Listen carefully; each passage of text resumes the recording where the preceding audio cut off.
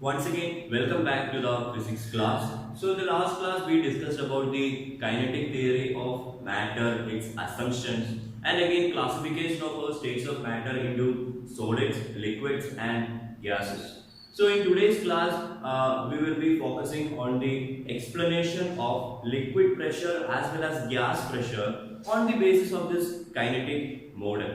So, today, let me begin with the liquid pressure on the basis of kinetic model. So liquid pressure.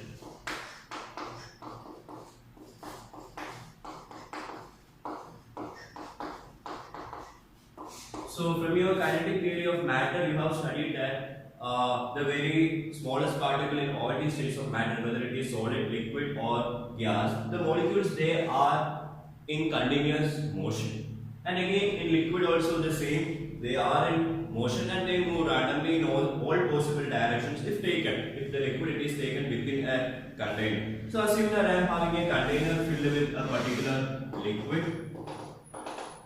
So there are molecules. So you know that in liquids the intermolecular spaces it is large compared to that of solid but less compared to that of your gas. So think that these are your molecules. And now the liquid pressure it can be attributed. Okay, the reason for the liquid pressure it can be said it is because of these particles. You know these particles if they are in continuous motion and if they are able to move randomly in all possible directions, I can say that these molecules they will collide each other. So when they collide each other they will gain energy. Now they can this molecule on getting collided it can now move towards the surface of the vessel and can again hit the surface of the vessel, or again since it is in motion I can say that it will either hit the surface of vessel here or it will hit the surface of vessel here. So anyway all these molecules they will undergo collision each other and finally resulting in a collision with the surface of the vessel. And now when these molecules they are hitting the surface of the vessel, so what happens is that if I take a ball and throw it at you, okay, actually that ball is going to hit you with a force. And because of the collision of these molecules, now these molecules come and hit the surface with a force. And again the force is acting on a particular area. And when there is a force acting on a particular area, you call it as the pressure. So your pressure, you have studied in your lower classes as pressure is equal to force divided by area. So here as number of molecules hit the surface of the vessel, it can be either on the surface here or here, anywhere it can be. So all those molecules they will hit on that surface producing a force which is acting on a particular area, it will create a pressure. And that pressure you call it as the liquid pressure. So in case of liquid you call it the liquid pressure. But in case if this is a gas, think that in this container I have taken a gas molecule. Now you know that this gas molecule they can move all around in all possible directions. So within the container, if it is within a container it will move in all possible directions. So there can be gas molecules over here. Okay, so these gas molecules now again whatever happened in the case of liquid molecule the same happens in the case of your gas molecules also. So your gas molecules they can move randomly in all possible directions, they can collide each other and finally they will collide with the sides of the containing vessel. So whenever they hit the sides of the containing vessel, again they will exert a force on these surfaces on a particular area. So that is again the reason for your gas pressure. So that is all about your gas pressure and the liquid pressure explained on the basis of kinetic model. So now let's see about the effect of reducing the volume of gas on pressure in a closed vessel. So the question is what will happen to the gas pressure if I reduce the volume of a gas which is taken in a closed vessel. So I am taking a cylinder which is closed and the gas which is taken here is nothing but the air. So air is contained in the cylinder. Okay, this is a piston, so you can move it up and down. So initially 20 centimeter cube, that is a volume. So 20 centimeter cube volume of air is contained in a cylinder and it is closed. And there is a device which measures the pressure there and it is found that the the pressure is initially 760 centimeter of mercury.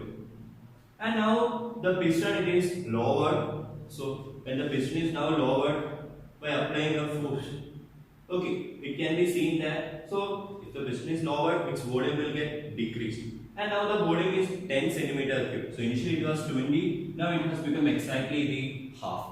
So that is 10 centimeter cube. And now again the pressure was noted, and it is found that the pressure is going to be equal to 1520 centimeter of your mercury. So that means 760 into 2, that is double the initial pressure is found when the volume was decreased by half its initial value. So again you could see, or I can say that when volume decreases, so downward arrow shows decrease. So when volume is getting decreased, the pressure it increased or pressure increases. So when there is a decrease in volume, there is an increase in pressure. Now we can explain why the pressure got increased because of the decrease in volume. So again, going back to kinetic theory of matter, you know that there are molecules which are moving randomly in all possible directions within this cylindrical vessel. So now if I start reducing the volume, okay, by lowering the piston, I can say that the number of molecules, okay, in a unit volume, it is getting increased. Or in this case, I can say that the number of molecules within a unit volume, it is going to get doubled. As the number of molecules are getting doubled, so these doubled amount of molecules, they are going to hit the surface of the vessel.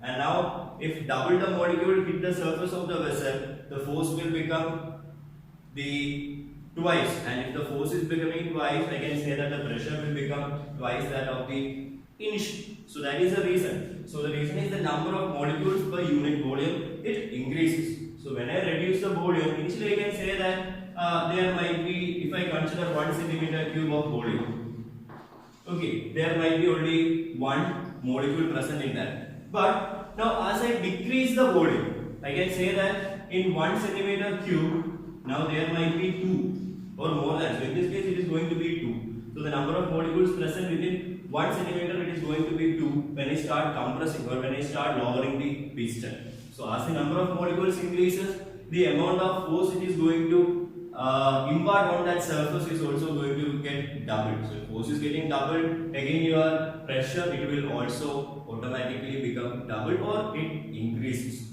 And the reverse way, if you increase the volume, the pressure will get decreased. So both are inverse. So that is when volume increases, the pressure it decreases. Or take this case when volume is increased. So instead of lowering the piston down, if I move it in the upward direction. Now the number of molecules in a particular unit volume, what will happen to that? Will it increase or decrease? Just think of it. So I am taking this piston in the upward direction. And now what about the number of molecules which are present within 1 centimeter cube? So the number of molecules again it's going to get decreased and hence the pressure it falls. So that is your explanation for why the pressure increases with decrease in volume or why the pressure decreases with increase in volume.